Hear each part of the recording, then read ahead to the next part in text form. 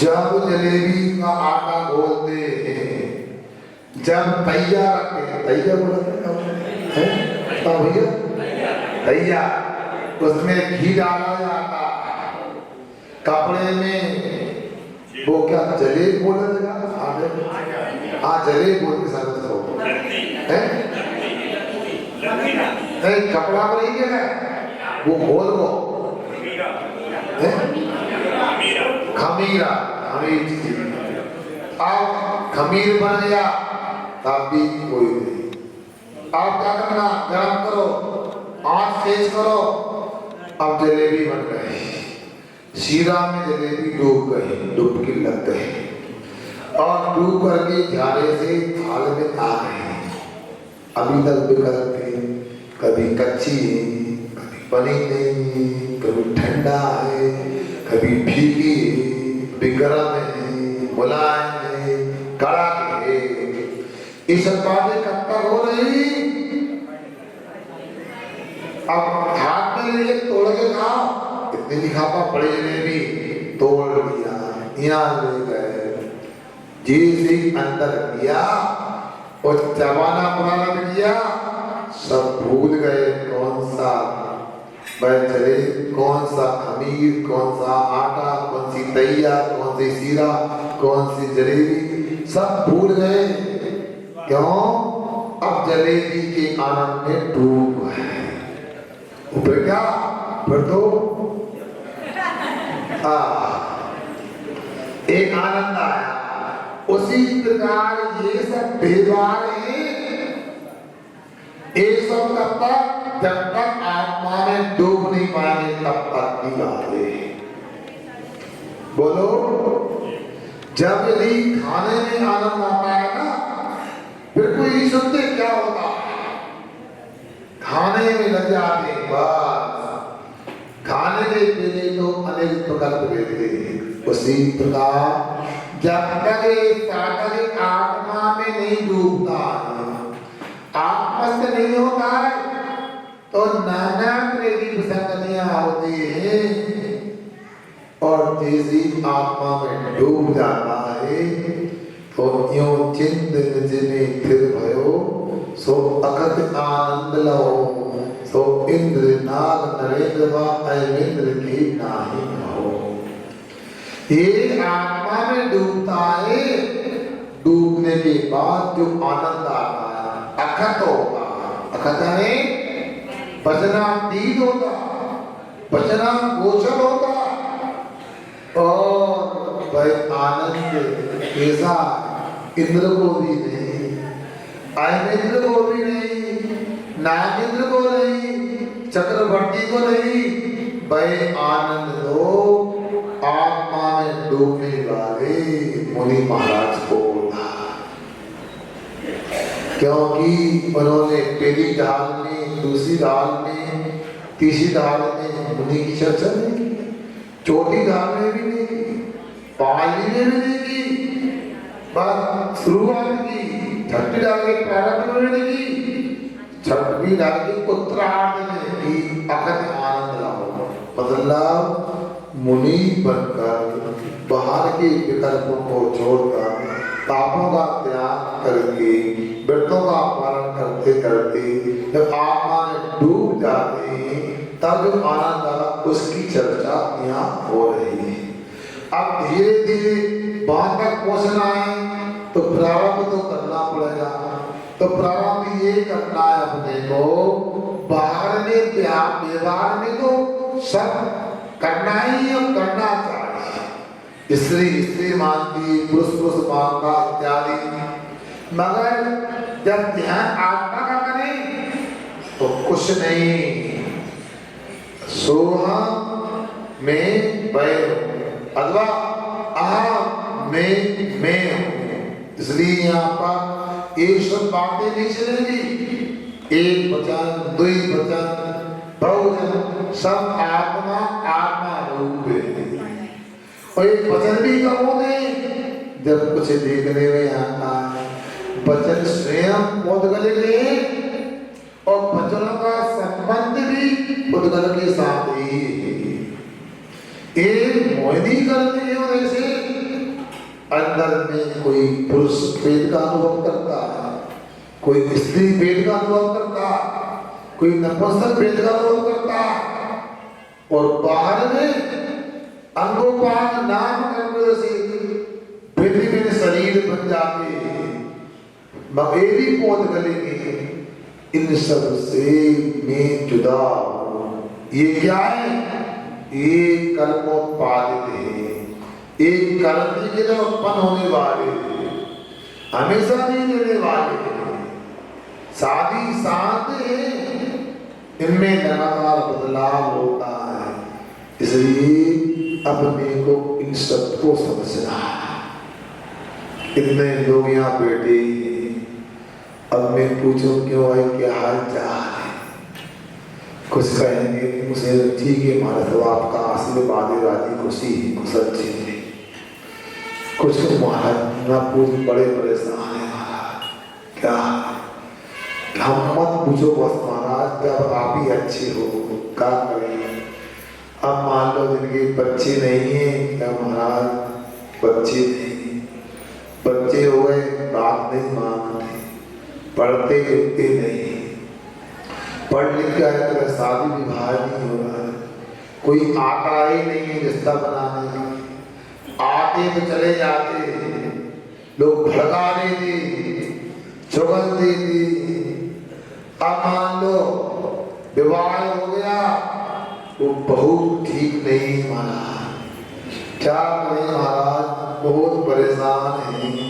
क्या अब हमें सुबह उठते हैं, झाड़ू पोछा करो, चौका में जाओ, नहा दोगे सफल खोल के, बोला बोलते मंदिर घटे सफल खोल के, और पूरा काम करो। फिर भाई साहब आए 9 बजे, मम्मी क्या करना है बता, भाई रोटी जियो क्या करने हैं, अब ये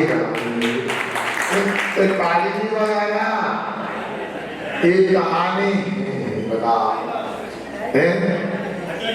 मेरे घर में बहू आती थी, अब सास आती, और सास को बहू बनना पड़ता। एक कहानी एक घर की नहीं है, सुन रहे हैं। एक पिताजी भी परेशान है, बेटा सुनता नहीं, धंधा पानी कुछ नहीं करता है, आदि करने लगे पूछता नहीं है, सब मनमानी करता है, कुल मिलाकर के सुख बिल्कुल ही नहीं। दाम बिना निर्धन दुखी, बस धनवान कहू ना सुख संसार में, आप कुछ कहोगी, हंस रही होगी, देखो महाराज हमारी चर्चा तारीफ कर रहे हैं, सत्य के साथ भी ऐसा करेंगे।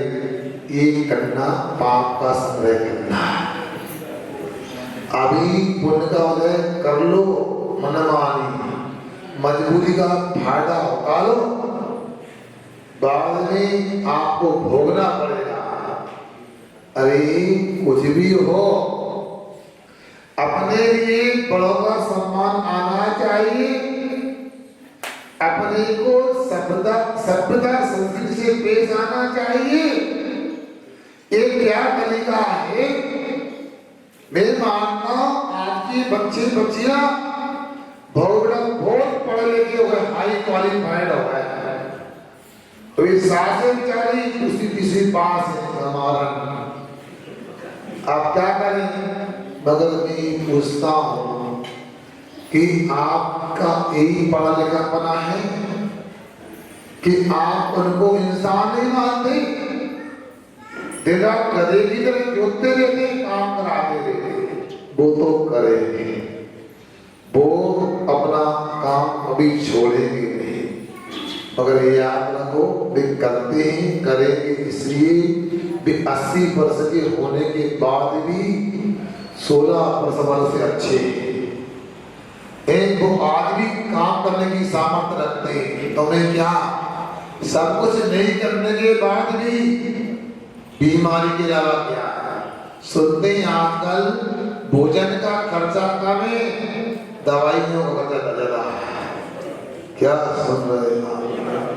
ये हाल एक व्यक्ति में सुबह उन्होंने प्लेट उठाई और ठेला निकाला और खोलते एक गोली, ये लाल रंग की, सफेद रंग की कैप्सूल, अनेक प्रकार, ऐसा लगा था उनके भजिया की, कुत्ती की, भूदे की प्लेट लगी हो रहा, पानी पी लिया, खाते जा रहा, 15-20 गोली से उनका नाश्ता होगा सवेरा।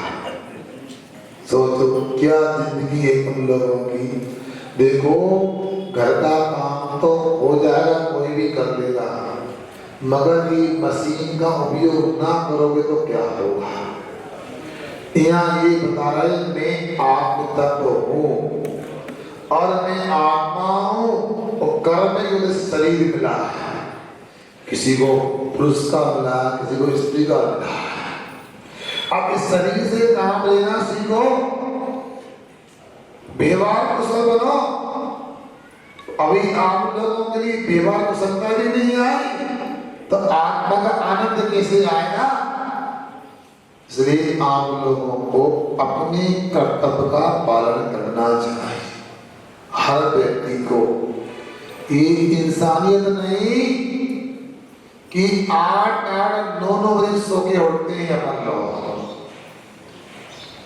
नीतिकाल कहते हैं विद्यार्थी हो तो वो भी सुने, जो व्यक्ति 4 से 5 के बीच में उठ जाता है वो देवता की तरह बुद्धि वाला रहता है, उसकी बुद्धि देवों की तरह होती है। और जो व्यक्ति 5 से 6 के बीच में उठता है वो मनुष्य की तरह बुद्धि होती है उसकी। जो 6 से 7 के बीच में उठता है वो पशुओं की तरह होता है और 7 के बाद वो राक्षस हो जाता है। उसके अंदर में चिड़चिड़ापन, झगड़ा करने का भाव, मारने ठोकने का भाव, हमेशा सुस्ती का लेना, ये सब आप अनुभव कर लेना होता है। इसलिए अपने को पशुओं से, अपने को पक्षियों से सीखना चाहिए। बताओ मुर्गा कब उठता है? 8 बजे, 4 बजे उठता है पक्का। अच्छा ये चिड़िया कब उठती है? बोलो। अब सोच लो हम लोग पशुओं से गए पीते,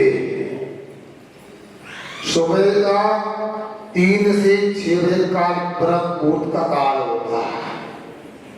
इस काल में प्रभु भजन होना चाहिए, इस काल में समय होना चाहिए, इस काल में शुद्धात्म की भावना होना चाहिए, आत्मा का ध्यान होना चाहिए।